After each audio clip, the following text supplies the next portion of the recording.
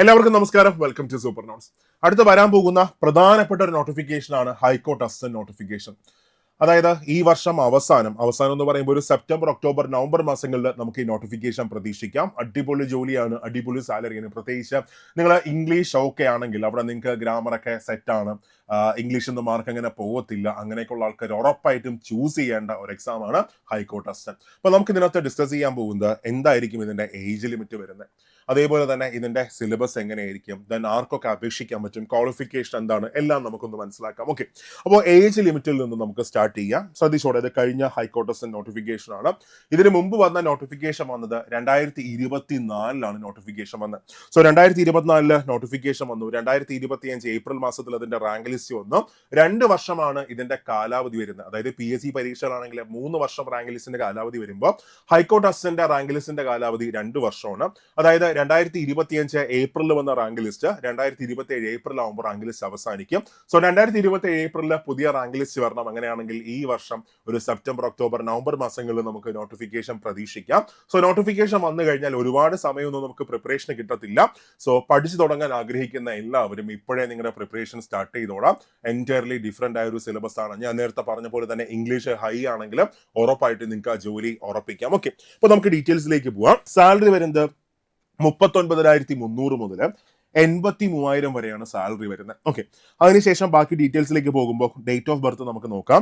So കഴിഞ്ഞ പരീക്ഷയുടെ കഴിഞ്ഞ നോട്ടിഫിക്കേഷന്റെ ഏജ് ലിമിറ്റ് വരുന്നത് ശ്രദ്ധിച്ചേ, 2/1/1988 2/1/1988 1/1/2006 ഇടയ്ക്ക് ജനിച്ചവർക്ക് അപ്ലൈ ചെയ്യാൻ പറ്റും. ഇതാണ് കഴിഞ്ഞ പരീക്ഷയുടെ ഏജ് ലിമിറ്റ് വരുന്നത്. അപ്പൊ സ്വാഭാവികമായിട്ടും പുതിയ നോട്ടിഫിക്കേഷൻ വരുമ്പോൾ 2026 പുതിയ നോട്ടിഫിക്കേഷൻ വരുമ്പോൾ അവിടെ ഏജ് ലിമിറ്റ് എങ്ങനെയായിരിക്കും? 2/1/1990 1/1/2008 ഇടയ്ക്ക് ജനിച്ചവർക്ക് അപ്ലൈ ചെയ്യാനായിട്ട് സാധിക്കും. അതായത് നിങ്ങൾ ഒരു ജനറൽ കാറ്റഗറി ആണെങ്കിൽ, അൺറിസർവ്ഡ് കാറ്റഗറി ആണെങ്കിൽ അവിടെ ഏജ് ലിമിറ്റ് വരുന്നത് 18 വയസ്സ് മുതൽ 36 വയസ്സ് വരെയാണ് ഏജ് ലിമിറ്റ് വരുന്നത്. ഡേറ്റ് പറയുകയാണെങ്കിൽ 2/1/1990 1/1/2008 ഇടയ്ക്ക് ജനിച്ചവർക്ക് അപ്ലൈ ചെയ്യാൻ സാധിക്കും. ഇനി OBC ആണെങ്കിൽ 3 വർഷം ഇളവുണ്ട്. OBC ആണെങ്കിൽ 18 വയസ്സ് മുതൽ 39 വയസ്സ് വരെയുള്ളവർക്ക് അപ്ലൈ ചെയ്യാൻ സാധിക്കും. ഇനി SC/SC ആണെങ്കിൽ 5 വർഷം ഇളവുണ്ട്. അതായത് 18 വയസ്സ് മുതൽ 41 വയസ്സ് വരെ അപ്ലൈ ചെയ്യാനായിട്ട് സാധിക്കും. അപ്പോൾ ഒരു ക്വസ്റ്റ്യൻ വരും, PSC ഇപ്പോൾ ഏജ് ലിമിറ്റ് ഒക്കെ ഉയർത്തിയല്ലോ, അപ്പൊ സ്വാഭാവികമായിട്ടും ഹൈക്കോർട്ട് ഉയർത്തേണ്ടതല്ലേ? അത് അവരുടെ തീരുമാനമാണ്, വലിയ പ്രതീക്ഷയൊന്നും വേണ്ട, കിട്ടിയാൽ ഭാഗ്യം, അങ്ങനെ പറയാൻ പറ്റത്തുള്ളൂ. അപ്പൊ ഇതാണ് ഏജ് ലിമിറ്റ് വരുന്നത്. അപ്പൊ ഒരിക്കലും റിപ്പീറ്റ് ചെയ്യാം. ജനറൽ കാറ്റഗറി ആണെങ്കിൽ 18 വയസ്സ് മുതൽ 36 വയസ്സ് വരെ, OBC ആണെങ്കിൽ 18 വയസ്സ് മുതൽ 39 വയസ്സ് വരെയുള്ളവർക്ക് അപ്ലൈ ചെയ്യാം. SC/SC ആണെങ്കിൽ 18 വയസ്സ് മുതൽ 41 വയസ്സ് വരെയുള്ളവർക്ക് അപ്ലൈ ചെയ്യാൻ സാധിക്കും. ഡേറ്റ് പറയുകയാണെങ്കിൽ ജനറൽ കാറ്റഗറി ആണെങ്കിൽ 2/1/1990 1/1/2008 ഇടയ്ക്ക് ജനിച്ചവർക്ക് അപ്ലൈ ചെയ്യാൻ സാധിക്കും. OBC ആണെങ്കിൽ 3 വർഷത്തെ ഇളവുണ്ട്. 2/1/1987 1/1/2008 ഇടയ്ക്ക് ജനിച്ചവർക്ക് അപ്ലൈ ചെയ്യാം. SC/ST ആണെങ്കിൽ ഞാൻ നേരത്തെ പറഞ്ഞ പോലെ 5 വർഷത്തെ ഇളവുണ്ട്. 2/1/1985 1/1/2008 ഇടയ്ക്ക് ജനിച്ചവർക്ക് അപ്ലൈ ചെയ്യാനായിട്ട് സാധിക്കും. ക്ലിയർ അല്ലേ? ഏജ് ലിമിറ്റ് ഓക്കെ അല്ലേ? അതിനുശേഷം നമുക്ക് ക്വാളിഫിക്കേഷനിലേക്ക് നമുക്ക് പോവാം. സോ ഇവിടെ ക്വാളിഫിക്കേഷൻ വേണ്ടത് ഡിഗ്രിയാണ്. നിങ്ങൾക്ക് ഡിഗ്രി ഉണ്ടോ, നിങ്ങൾക്ക് അപ്ലൈ ചെയ്യാനായിട്ട് സാധിക്കും. പക്ഷേ ചെറിയൊരു പ്രശ്നമുണ്ട്. എന്താണ് ആ പ്രശ്നം എന്ന് പറയുമ്പോൾ അവിടെ നോക്കി, അവിടെ 50% മാർക്കോടെ നിങ്ങൾക്ക് ഡിഗ്രി പാസ്സാവാൻ പറ്റണം. അതായത് ഡിഗ്രിക്ക് മിനിമം 50% മാർക്ക് ഉണ്ടെങ്കിൽ നിങ്ങൾക്ക് അപ്ലൈ ചെയ്യാൻ പറ്റത്തുള്ളൂ. അല്ലെങ്കിൽ മാസ്റ്റേഴ്സ് ഡിഗ്രി അല്ലെങ്കിൽ ലോ ഡിഗ്രി ഇതൊക്കെ ഉണ്ടെങ്കിൽ നിങ്ങൾക്ക് അപ്ലൈ ചെയ്യാൻ പറ്റും. അതായത് സിംപ്ലി ഇത്രയേ ഉള്ളൂ, 50% കൂടുതൽ മാർക്ക് നിങ്ങൾ ഡിഗ്രിക്ക് നേടിയിട്ടുണ്ടെങ്കിൽ നിങ്ങൾക്ക് ഉറപ്പായിട്ടും ഈ പരീക്ഷയ്ക്ക് അപ്ലൈ ചെയ്യാനായിട്ട് സാധിക്കും. ഓക്കെ, ഇനി അത് കഴിഞ്ഞ് ബാക്കിയിലേക്ക് പോകുമ്പോൾ അവിടെ എങ്ങനെയാണ് സിലബസ് വരുന്നത്? മക്കളെ നോക്കേ, ഞാൻ നേരത്തെ പറഞ്ഞില്ലേ, ഇംഗ്ലീഷ് ഓക്കെ ആണെന്നുള്ളവർ ഉറപ്പായിട്ടും ഈ പരീക്ഷ മിസ്സാക്കരുത്. കാര്യം ജനറൽ ഇംഗ്ലീഷ് പേപ്പർ 1 നമ്മൾ നോക്കുകയാണെങ്കിൽ, അതായത് ഒബ്ജക്റ്റീവ് നോക്കുകയാണെങ്കിൽ അവിടെ 50 മാർക്കിനാണ് ഇംഗ്ലീഷ് വരുന്നത്. 50 മാർക്ക്, 100 മാർക്കിൽ 50 മാർക്ക് ഇംഗ്ലീഷാണ്. അതിനുശേഷം 40 മാർക്ക് GK ആണ് വരുന്നത്. ആ GK-ക്കകത്ത് ഏതൊക്കെ വരും? Facts about India, facts about Kerala, constitution of India, general science and information technology, പിന്നെ കറണ്ട് അഫയേഴ്സ്. ഇത്രയാണ് 40 മാർക്ക് വരുന്നത്. അപ്പൊ അവിടെ ഇന്ത്യൻ ജോഗ്രഫിക്കകത്തും ഹിസ്റ്ററിക്കകത്തും കോൺസ്റ്റിറ്റ്യൂഷനകത്തൊക്കെ എന്തൊക്കെയാണ് പഠിക്കേണ്ടതെന്ന് ഞാൻ മറ്റൊരു സെഷനിൽ ഡീറ്റെയിൽ ആണ് നിങ്ങൾക്ക് പറഞ്ഞുതരാം. അപ്പോൾ 50 മാർക്ക് ഇംഗ്ലീഷ് ആണ്, 40 mark GK and current affairs ആണ്. ദെൻ 10 മാർക്ക് വരുന്നത് മാത്സും റീസണിങ് കൂടെ ചേർത്തിട്ടാണ് 10 മാർക്ക് വരുന്നത്. ഇങ്ങനെയാണ് പേപ്പർ 1 സിലബസ് വരുന്നത്.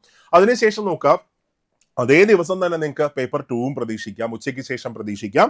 അവിടെ വരുന്നത് ഡിസ്ക്രിപ്റ്റീവ് എക്സാം ആണ്, 60 മാർക്കിന്റെ ഡിസ്ക്രിപ്റ്റീവ് എക്സാം ആണ് ഉച്ചയ്ക്ക് ശേഷം വരുന്നത്, 60 മാർക്കിന്റെ. ഓക്കെ, അപ്പൊ അവിടെ നോക്കാം, ഈ 60 മാർക്കിന് 60 മിനിറ്റ് ആണ് ഡ്യൂറേഷൻ വരുന്നത്. 60 മാർക്കിന് 60 മിനിറ്റ് ആണ് ഉച്ചയ്ക്ക് ശേഷമുള്ള ഡ്യൂറേഷൻ വരുന്നത്. അപ്പൊ ഇവിടെ നോക്കാം, ഇവിടെ ഒബ്ജക്റ്റീവ് നോക്കുകയാണെങ്കിൽ രാവിലത്തെ സെഷൻ വന്നിട്ട് 75 മിനിറ്റ് ആണ്, 1.25 മണിക്കൂറാണ് എക്സാമിന്റെ സമയം, 1.25 മണിക്കൂർ 100 ക്വസ്റ്റ്യൻസ്. എന്നാൽ ഉച്ചയ്ക്ക് ശേഷമാണെങ്കിൽ 60 മിനിറ്റ് 60 ക്വസ്റ്റ്യൻസ്. 60 ക്വസ്റ്റ്യൻസ് എന്നല്ല, ഡിസ്ക്രിപ്റ്റീവ് ആണ്, 60 മാർക്കിനാണ് ഡിസ്ക്രിപ്റ്റീവ് വരുന്നത്. ആ ഡിസ്ക്രിപ്റ്റീവിനകത്ത് എന്തൊക്കെയാണ് വരുന്നത്? പ്യുവർ ഇംഗ്ലീഷ് മാത്രമേ ഉള്ളൂ. ഏതൊക്കെയാ? ഒന്ന് പ്രീസേ, അതേപോലെ തന്നെ കോംപ്രിഹെൻഷൻ, പിന്നെ ഷോർട്ട് എസ്സേസ്. ഇത് മൂന്നും കൂടെ ചേർത്തിട്ട് 60 മാർക്ക്. ഇങ്ങനെയാണ് മാർക്ക് ഡിസ്ട്രിബ്യൂഷൻ വരുന്നത്. അതായത് പേപ്പർ 1ഉം പേപ്പർ 2ഉം കൂടെ ചേർത്തിട്ട് 110 മാർക്കാണ് ഇംഗ്ലീഷ് കോൺട്രിബ്യൂട്ട് ചെയ്യുന്നത്.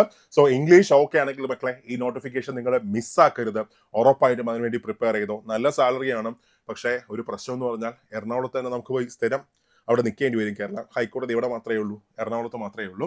ഇനി എന്തെങ്കിലും ബാക്കിയുള്ള ജില്ലകളിൽ ഒരു ബെഞ്ച് വരികയാണെങ്കിൽ ആ സമയത്ത് നമുക്കൊരു മാറ്റം പ്രതീക്ഷിക്കാം. ഇത് മാത്രമേ ഒരു ഡീമെറിറ്റ് ഉള്ളൂ, അല്ലാതെ സാലറിയൊക്കെ വെച്ച് നോക്കുമ്പോൾ നല്ല പോസ്റ്റാണ്, പവർഫുൾ ആയിട്ടൊരു പോസ്റ്റാണ്.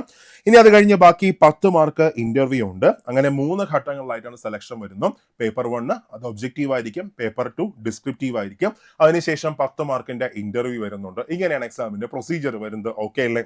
ഇനി നിങ്ങൾക്ക് നന്നായിട്ട് പഠിച്ചു തുടങ്ങാൻ ആഗ്രഹമുണ്ടെങ്കിൽ മക്കളെ കൂടെ കൂടിക്കോ. നമ്മൾ സൂപ്പർ നോട്ട്സ് ഹൈക്കോർട്ട് അസിസ്റ്റന്റ് പുതിയ ബാച്ച് നമ്മൾ സ്റ്റാർട്ട് ചെയ്യാൻ പോവുകയാണ്. അപ്പോൾ ജോയിൻ ചെയ്യാൻ ആഗ്രഹിക്കുന്ന എല്ലാവരും, നിങ്ങൾക്ക് ഏറ്റവും നല്ലൊരു കോച്ചിങ് വേണം, കൂടെ ഒരു അടിപൊളി ടീം നിങ്ങൾക്ക് വേണം, നിങ്ങളുടെ എഫേർട്ടിന്റെ പകുതി എടുക്കാനായിട്ട് ഒരു ടീം വേണം, കൃത്യമായിട്ടുള്ള മെന്റർഷിപ്പ് വേണം, ഇടയ്ക്ക് വീണ് പോകാതിരിക്കാനായിട്ട് കൃത്യമായിട്ടുള്ള മോട്ടിവേഷൻ സെഷൻസ് വേണം. അങ്ങനെയാണെങ്കിൽ സൂപ്പർ നോട്ട്സിൽ ജോയിൻ ചെയ്തോടാ, താമസിക്കേണ്ട. അപ്പോൾ 280 പേർക്ക് മാത്രമേ നമ്മുടെ ഓരോ ബാച്ചിലും ജോയിൻ ചെയ്യാൻ പറ്റത്തുള്ളൂ. അപ്പോൾ ജോയിൻ ചെയ്യാൻ ആഗ്രഹിക്കുന്ന എല്ലാവരും ആദ്യമേ പഠിച്ചു തുടങ്ങാം, ഇനി ജോലി ഉറപ്പിക്കാം. ഓക്കെ, അപ്പോൾ ജോയിൻ ചെയ്യാനായിട്ട് എത്രയും പെട്ടെന്ന് സൂപ്പർ നോട്ട്സിന്റെ ആപ്പ് ഡൗൺലോഡ് ചെയ്യുക. അവിടെ നിങ്ങൾക്ക് ഈ ഹൈക്കോർട്ട് അസിസ്റ്റന്റ് ബാച്ച് കാണാൻ പറ്റും. ജോയിൻ ചെയ്തോ. ഞാൻ ഒരു കാര്യം ഉറപ്പ് തരാം, ഏറ്റവും നല്ല ക്ലാസ്സസ് ആയിരിക്കും, ഏറ്റവും നല്ല നോട്ട്സ് ആയിരിക്കും, ഒരുപാട് ക്വസ്റ്റ്യൻസ് നിങ്ങൾക്ക് പ്രാക്ടീസ് ചെയ്യാൻ കാണും, പിന്നെ കൃത്യമായിട്ടുള്ള മെന്റർഷിപ്പും ബാക്കിയെല്ലാം നിങ്ങൾക്ക് കിട്ടിയിരിക്കും. ഓക്കെ, അപ്പോൾ ക്ലാസ്സിൽ കാണാം മക്കളെ. എന്തെങ്കിലും ഡൗട്ട് ഉണ്ടെങ്കിൽ താഴെ കമന്റ് ബോക്സിൽ ഇട്ടോ. പിന്നെ ബാക്കിയൊന്നുമില്ലടാ. All the best.